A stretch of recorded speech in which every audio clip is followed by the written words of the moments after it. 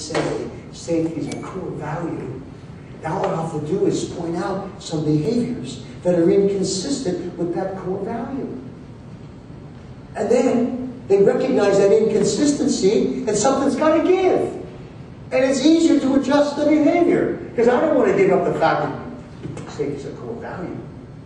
How do you develop a core value? Of course, as I said earlier, talking to yourself, realizing what you do for safety when no one's watching. One quick story. The daughter was on a basketball team. One day, she was 15. She was traveling with her basketball team, and she was caught drinking a wine cooler. The whole team was.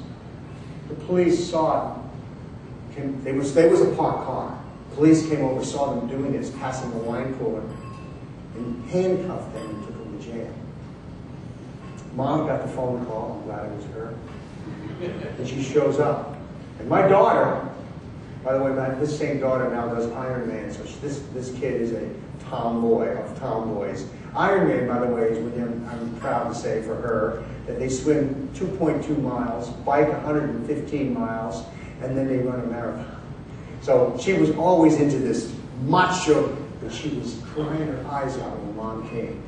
And you know what she was saying? Mom, I did it, but that's not who I am. I want you to understand that that's not me. Yeah, I screwed up, but that's not me. It turned out, I want you to see how powerful it is to get your kids or your spouse or your coworker to own up, but say, I know it's not safety as a value. By the way, one of the girls, Dad showed up, and she just denied. Dad, I didn't do it, man. I didn't do it. My daughter told me later she was the one that had the fake ID that got them the wine cooler. Now, 3 months later, they had to appear in court. Every one of those girls stood in front of the judge, and they had to tell the judge what they did and that they would not do it again. They had to make a public commitment. Everybody except this girl who denied it. Her dad hired a lawyer. She never had to own up. You know what's ironic?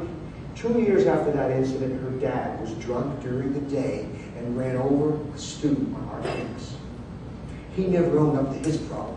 So my point is, yeah, if safety is your value, bless you, thank you. Now let's talk about the behaviors that are inconsistent with that value. Through communicating, and not to slam them, but just to help us understand. We all screw up. We all make mistakes.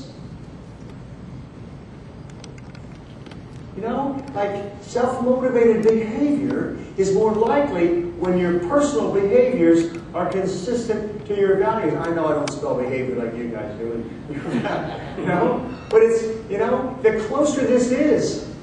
I've been at the same university for 42 years, and people say, how could you be the same place? Well, I'll tell you what our motto is at Virginia Tech: good prosim, that I may serve. And it happens that that value is consistent with my desire all my life to make a difference. How can I talk with them? That's what I said when I was and that I may serve. So that value drives the way that university runs. I'm quick to say, I got offers elsewhere, but I chose to stay. Okay, communication. I'll go quickly. What do you mean I'm disconnected, not in touch? I have email, phone, mail, fax machine, a car phone, or a beeper. Yeah. We talked about this today so many times. There are 5 kinds of conversation. At the very bottom, the foundation is relationship building. Pat and I were talking about building relationships with those people. Then possibilities. Possibility simply means, what's your vision? Where are we going? What are you? 0, man. 0. Okay, cool. What action is needed to get there? And let's look for opportunities to complete this, put this behavior in place. And then finally, let's be sure to have a follow-up. Pretty simple. Let's talk about listening real quickly. My wife said I never listened to her, or at least I think that's what she said. 5 levels of listening. We ignore. Press 1 to be ignored. Press 2 to be ignored longer. Ignoring is part of our culture. How often do children get ignored? Then we get pretend. We often pretend. Some of you are pretending. Thank you for sitting so attentively. I really am impressed because it's been a long day. But some of you are daydreaming right now as I talk. I understand that. It's very hard to stay attentive. But most of us are selective. You know, anybody following some of these trials, like the Casey Anthony trial, and listening, or just listen to politicians? They each have their story, and they select information that confirms their story, and they discount information that does not. No, honey, when I saw the table, it's I have seen the table. Well, that's because you're not seeing it from mom's perspective. I mean, from the kid's perspective. Aha, Biff, guess what? After we go to the drugstore and the post office, I'm going to the vets to get tutored. That's not what I'm saying. Attentive listening, empathic listening. Seriously, should I really speed this up? Do we have... Are we okay? Can I tell you a story? Can I tell you my empathy story? Because that's the very top. There's a guy who wants to be empathic. So from premature cognitive commitment to empathy. I love that word, don't you? Premature cognitive commitment. It means it's premature, it's in your head, and it becomes a commitment, and that biases every conversation. 1974. I'm teaching a class at Virginia Tech. 400 students in my class, and they are writing their exams in these blue books. Anybody do blue books? Remember the blue books? Yeah. Well, now you have to buy them. In those days, we gave them out. And they're finishing the exam. 400 students. By the way, I would read 400 of these times 4 exams. I don't do that anymore. I'm efficient. I use multiple choice graded on the computer, you know. So as the exam started at 9 o'clock, it's only 15 minutes, it's over at 10, minutes to 10. And at 10 to 10, I clap my hands. All right, students, bring up your blue books. And then they brought their blue books up and they put them on the stage, except one kid at the back. I watched him. I couldn't believe it. He continued to boldly sit there and write in his blue book. My premature cognitive commitment said, cheater. That was my selective perception, cheater. It's now 10 o'clock. I'm gathering the blue books off the stage. He comes running up. Professor Geller, don't forget my blue book. I looked him square in the eyes and I said, keep it, son. He said, what?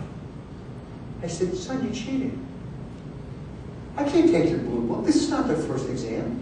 This is the third exam. And you cheated. You sat right back there and you took extra time. I can't take your blue book. It's a cardinal rule. You don't take extra time on exams. You don't cheat. Besides, you got the wrong attitude for my class. I bet you're working to avoid failure. You're not a success seeker. I'm not sure I know what you mean, sir. But my mother will kill me if I flunk psychology. That's what I mean! You're not here for your mom, son. You're here for you. I can't take your blue book. He tried one more time. He said, sir, what if I just erased everything I wrote for the last 10 minutes? Wouldn't that be fair? I said, yeah, it'd be fair if I trusted you. But, you know, you tried to beat the system once. You tried to beat the system again. I can't take your blue book. Well, the kid took his blue book by his side and started to walk out of the classroom. All of a sudden, I couldn't believe this. He got about 30 feet from the stage. He turned around and he walked up to me with an air of confidence. And he said, sir, do you know who I am? Well, that caught me off guard. I said, son, there are 400 students here. I don't know who you are, and I don't rightly care. Good. Took his blue book, stuck in a pile with all the rest, and ran out of the back of the classroom.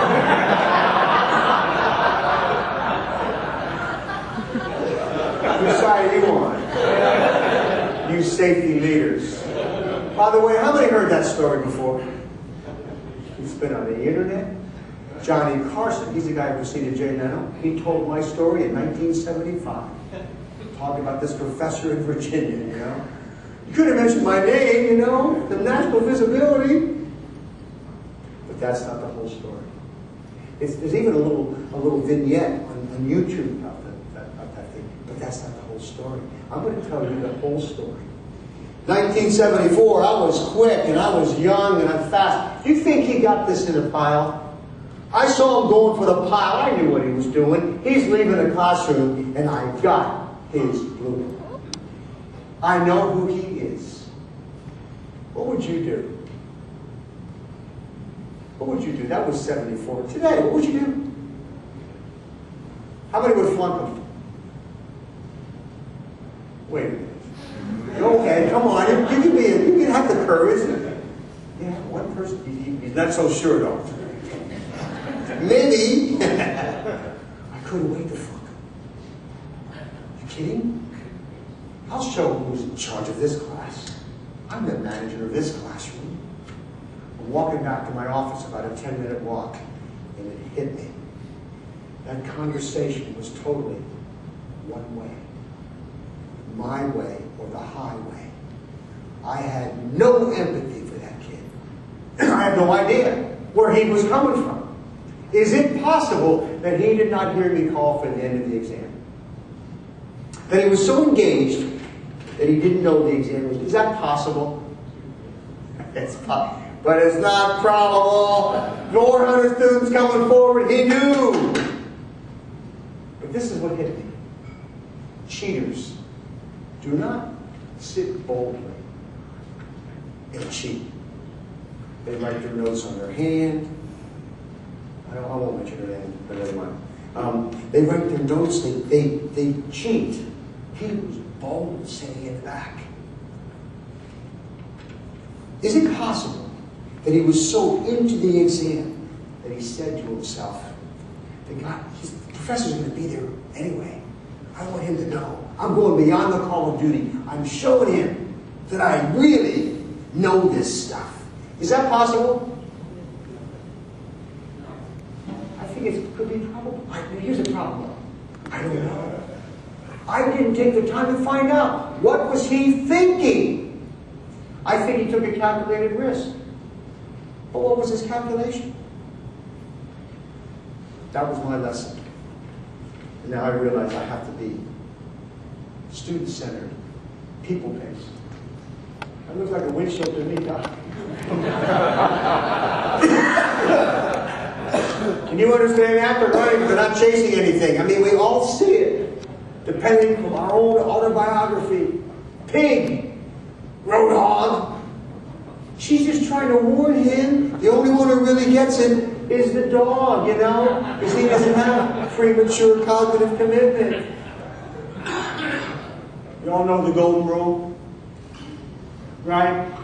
Treat others the way you want to be treated. I had a teacher who was in the 4th grade. And in front of the class, she gave me attention. She rewarded me for a good job.